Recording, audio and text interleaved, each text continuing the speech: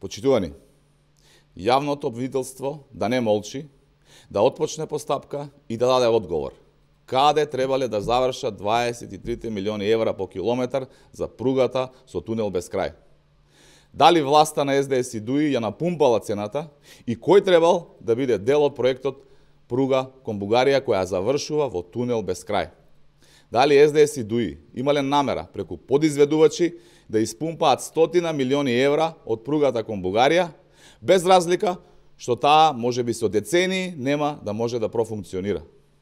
Зошто СДС, кога знаеле дека истата не може да проработи, ја ставиле државата во обврски? Дали СДС имале само единствен мотив, а тоа е да ги потрошат парите од ЕБОР и од буџетот, без разлика дали проектот на крај ќе биде целисходен или не? Јавното обвинителство да не молчи и да постапи. На овој случај и на многу други како него ќе можат да покажат дали сакаат да се зголеми довербата на народот во правосудството или ќе паднат и по тие 2%.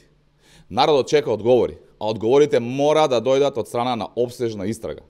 Државата е ограбена и уништена.